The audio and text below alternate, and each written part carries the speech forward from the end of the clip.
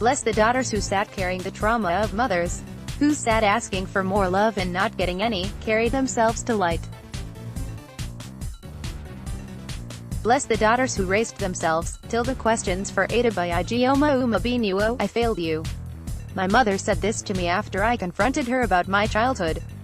That day, I had a clear image of the young girl I was, the girl I had tried to ignore in the hopes of moving forward.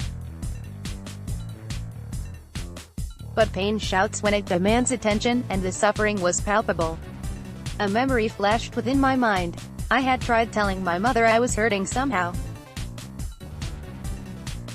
All children have hurt they can't quite explain, even if it turns out that it's just an itch or a bruised feeling, but the need to have the boo-boo kissed means everything to the child. That day I had found my mother occupied with something more pressing.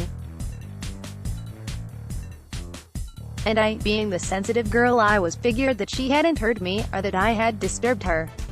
It seemed that I only existed to be cautious of the adults in my life who at best were preoccupied with a mysterious something and at worst cruel without reason. I existed in a world where children were things you spoke to. Tell them what to do and they'll simply do it, because what else are they there for? The idea that children had inner lives, breakable hearts, and ideas of their own making was quite dangerous in my childhood. I'd soon learn that it was better to take a vow of silence and say very little. I was starved for the hunger all children have, the hunger to be seen. Love requires attention. It seems like the older we get, the more we have to reflect on those days when we were at our most vulnerable. We have to look back at the beliefs, habits, and people that shape us if we want to grow. When I finally talked to my mother, I was attempting to grow out of a destructive habit I had learned in childhood: denial. If you don't talk about a thing, or name a thing, then maybe the thing never happened. Perhaps it wasn't that bad, or maybe yet it was just a dream. I was no longer talking as a child in need of her mother's attention, I was talking as a woman in need of the truth. I was now an adult who hoped to be a mother someday, and a healer committed to breaking the generational curse of mothers failing daughters, women failing women, and humans failing themselves. I poured out the heart of that little girl over the phone. She had needed protection when she was called names, or when someone hit her, or when she was touched inappropriately.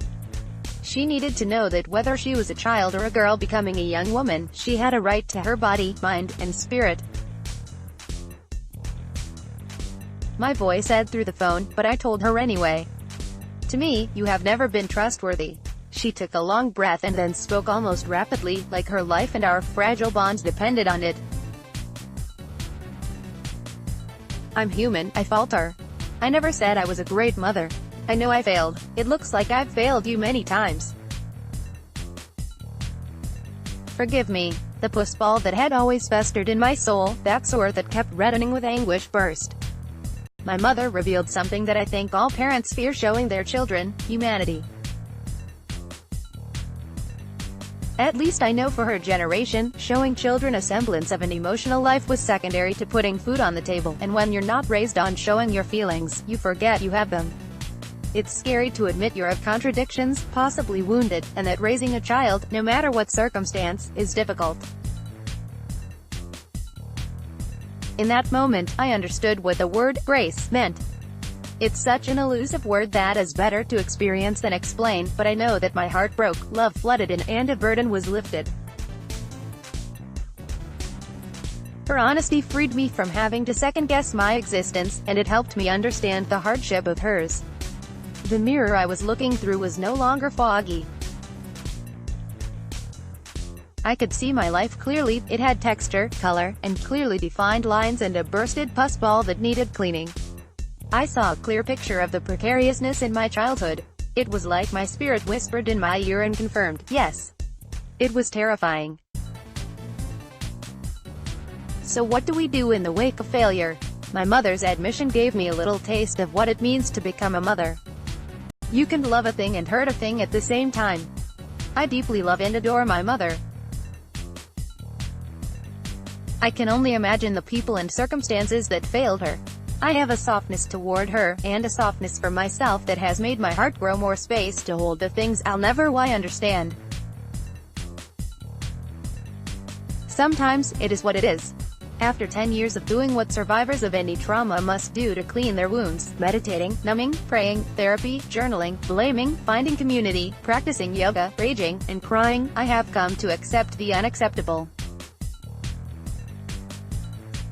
We don't tell our parents the truth about our experiences to condemn them, we tell them our experiences because we must contend with it. No matter how painful the purge, this raw material from living is the grist that reminds us to do better the next time around. And there's always a next time around. I am the reflection of my mother's secret poetry as well as of her hidden angers. Dear Lord, this is what I've learned. Sometimes you must mother yourself. In the wreckage you learn how to give yourself the love and affection you hungered for in your most powerless moments. I adore the little girl I once was. She found worthwhile things to enjoy about life as the ground beneath her eroded. She sang, had her own dance parties, liked to play with balloons, and loved listening to Motown music. She saved me, and now I get to take care of her. This is my greatest lesson. I can accept complexity as a requisite for living. I can love the mother that gave me birth, be my own mother, and also know that there's a higher power that loves and watches over both of us. I can forgive while remaining protective of the little girl who was hurt too often, and too often ignored. Redemption in the wake of failure is possible, though difficult, and yet it beats continuing a wretched cycle of negation. The more I reflect, the more I see that my mother and I, in many ways, are quite alike. It's now my duty to be fiercely aware of my own demons and angels. If I am a reflection of my mother, what questions do I have to ask myself about who I have become? And what do I hope to pass on, to myself and others? I believe my story speaks to generations of children, particularly women, who grew into adult bodies and are still searching for their mothers. The reality is that we are the caretakers and mothers we've been searching for. The yearning I had as an adult for nurturing and recognition was my soul nudging me to show up for myself. Now you get to take care of you, and you must. Mothering yourself is the sacred call to practice love. Here are a few things I did in my own self-mothering journey. I hope you find them useful for your own toolkit. Get to know your inner child. I started doing inner child work in therapy. My therapist gave me some great activities to get to know what that part of myself was thinking, and I still do the exercises till this day. My tried and true activity is writing in the voice of my inner child with my left hand, and responding as an adult with my right. I've found this exercise revelatory, and recommend it for anyone attempting to rekindle a relationship with their younger self. Your inner child never leaves you, and I learned that mine had a lot to say. This helped me learn how to show up for myself emotionally and mother that part of myself that needed validation. Meditation has helped me sharpen my awareness, and it keeps me present to what I'm feeling in my body. The health benefits are great too. Do whatever activity brings you a sense of stillness and focus, walking in nature, cooking, mindful exercise. Practice unconditional love, starting with yourself. Love is a practice, and in this world we're taught to see love as transactional. You get love if you can prove that you're lovable. Choose a different kind of love for yourself. Start simply, perhaps listing what you've come to appreciate about yourself and treating yourself with grace when you make mistakes. Find alignment with your values and get to know yourself. Become your own best friend. Distance yourself if you need to save yourself. Sometimes distance and time help heal and give perspective. I've had to take myself out of situations where I knew I had to protect myself.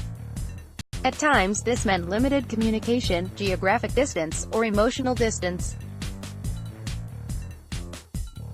This can be tough, but trust that when it's time to save yourself you'll know what to do for your highest good. Reflect. No one is a saint, and the truth is that we've all hurt people and will hurt people.